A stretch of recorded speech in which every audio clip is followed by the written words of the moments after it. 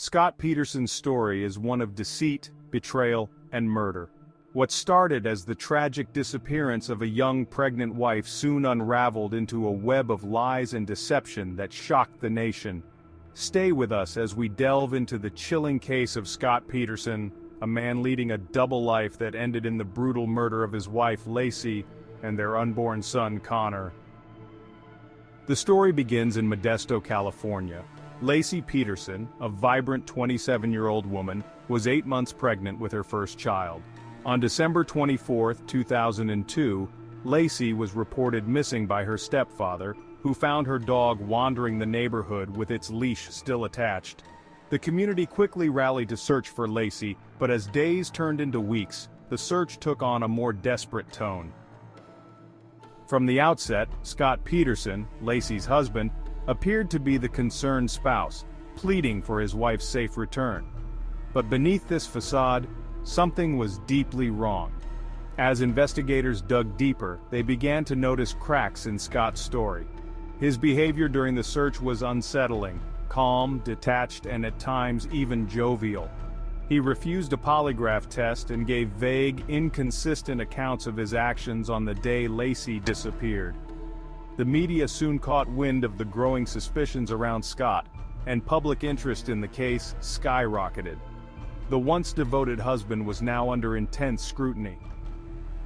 Investigators learned that Scott had been having an affair with a woman named Amber Frey, who was completely unaware of Scott's marriage or that his wife was missing. Scott had told Amber that he was single, and that he had lost his wife, saying it would be his first Christmas without her, even as Laci was still alive.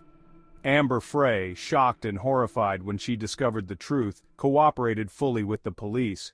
She agreed to record her conversations with Scott, which would later become crucial evidence in the case.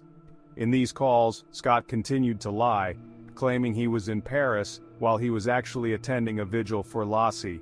His lack of emotion and continued deception revealed a man who was far more concerned with maintaining his double life than finding his missing wife. As the investigation continued, evidence began to mount against Scott. Police discovered that on the day of Laci's disappearance, Scott had gone fishing at the Berkeley Marina, a trip that initially seemed innocent but would later become central to the case. Investigators found that he had made several purchases and inquiries about boats just before Laci went missing, suggesting premeditation.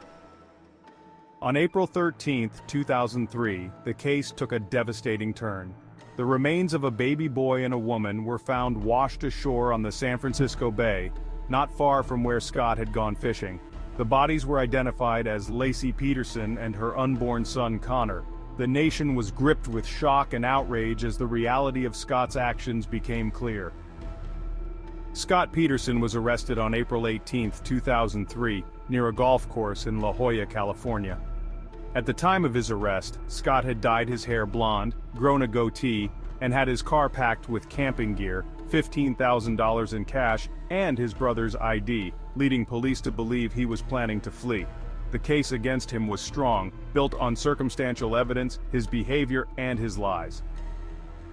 The trial began in 2004 and quickly became a media sensation. During the trial, the prosecution painted Scott as a narcissistic man who saw his pregnant wife as an obstacle to the life he wanted to lead. They argued that he had meticulously planned Laci's murder, intending to start a new life with Amber Frey. The defense, on the other hand, tried to argue that the case against Scott was circumstantial and that there was no direct evidence linking him to the crime.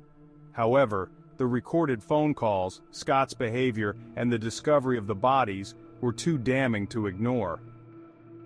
On November 12, 2004, Scott Peterson was found guilty of first-degree murder for Laci and second-degree murder for Connor. The jury recommended the death penalty, and in March 2005, he was formally sentenced to death. He has since remained on death row at San Quentin State Prison, maintaining his innocence despite the overwhelming evidence against him. Thank you for watching. If you found this video informative, please leave a like and subscribe so you don't miss our next videos.